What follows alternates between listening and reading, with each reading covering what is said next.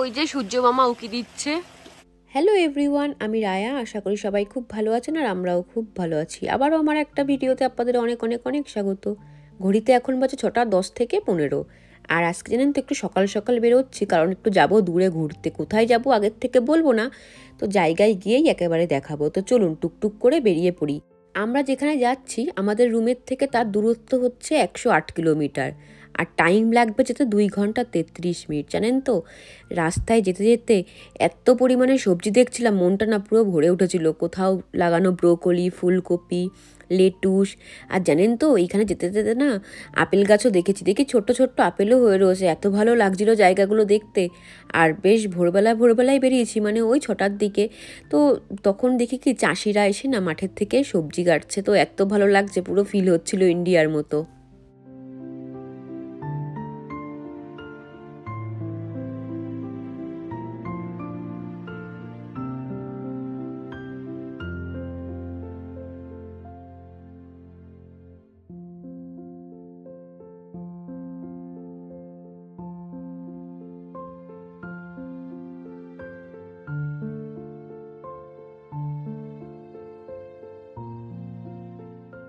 এই দেখুন বন্ধুরা, গাছে কত আপেল হয়ে রয়েছে। এত ভালো লাগছে দেখতে, মনে হচ্ছে কি সব ছিঁড়ে নিয়ে চলে আসি।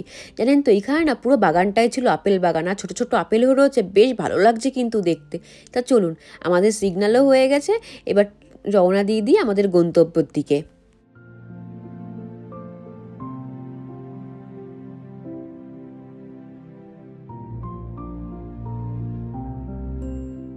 বাড়ির থেকে অনেকক্ষণ বেরিয়ে গেছি, রাস্তায় অনেক কথা বলে ফেলেছি আপনাদের সাথে, কিন্তু কোথায় যাচ্ছি এখনও বলিনি।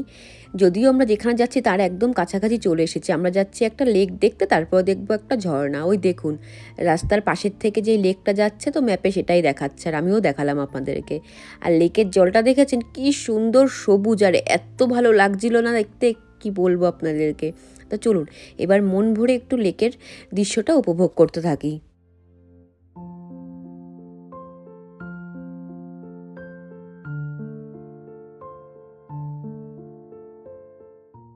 বন্ধুরা, আমরা চলে এসেছি লেকের কাছে। এবার গাড়িটা পার্কিং করব, তারপরে যাব লেকটাকে দেখতে। জানেন তো, আমরা একটা ভুল করে ফেলেছি।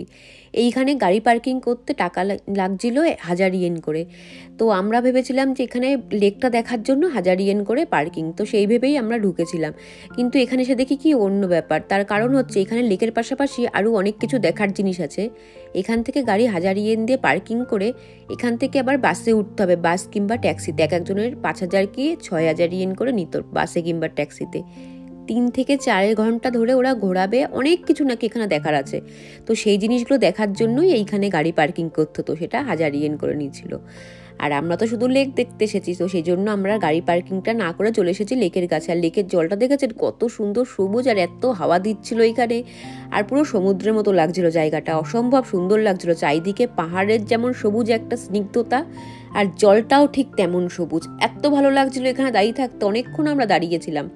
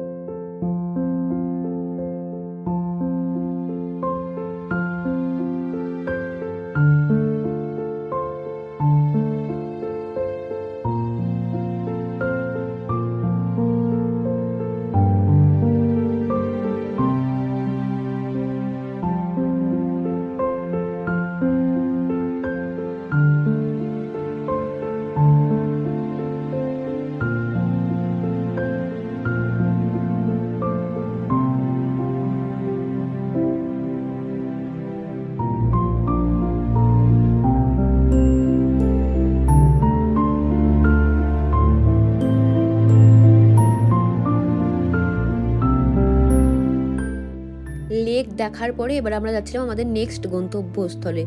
যাওয়ার সময় তো চোখে পড়লো রাস্তায় এক গাদা হচ্ছে বাঁদর। তো দেখুন বাঁদরগুলো কি শুরু করেছে রাস্তার উপরে, অনেকগুলো ছিল। এখানে তো দেখতে পাচ্ছেন দুটো। তো গাড়ি নিয়ে যখন যাচ্ছিলাম তখন তো ওরা দৌড়ে দৌড়ে এদিক ওদিক চলে গেছে। আর যেগুলো একটু ছোট ছিল সেইগুলো এখানে উঠে উঠে উপরে বসে রয়েছে।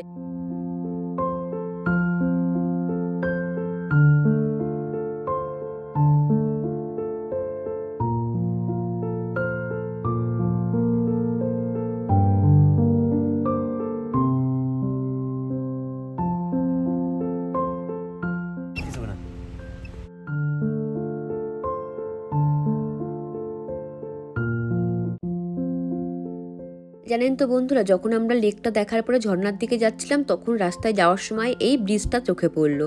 আর ব্রিজটা না অসম্ভব সুন্দর ছিল, চারিদিকে শুধু পাহাড় আর ব্রিজের পাশের থেকেও না একটা লেক ছিল।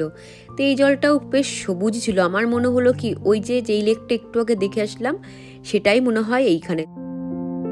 সানি গাড়িটা সাইড করে দাঁড় করার আমরা গাড়ির থেকে নেমে গেলাম এই ব্রিজটাও সৌন্দর্য উপভোগ করার জন্য। জানেন তো বন্ধুরা, চারিদিকে পাহাড় আর মধ্যিখানে এই ব্রিজটা। যখন গাড়ির থেকে নামলাম তখন চারিদিকে শুধু ঝিঝি পোকার ডাক। এই জায়গাটা রাত্রেবেলা বলুন তো তাহলে কেমন হবে? এই জায়গাটার থেকে পার হতে ভীষণ ভয়ই লাগবে, কারণ এই রৌদ্রের ভেতরে ঝিঝি পোকা ডাকছে। আর রাত্রেবেলা যাই না এখানটা কতটা ভয়ঙ্কর হবে। তো চলুন এবারে একটু ব্রিজটা মন ভরে দেখে আসি। দেখেছেন চারিদিকটা অসম্ভব কিন্তু সুন্দর। আর সেই যে দেখে আসলাম একটু আগে লেক, আমার মনে হচ্ছে সেটাই।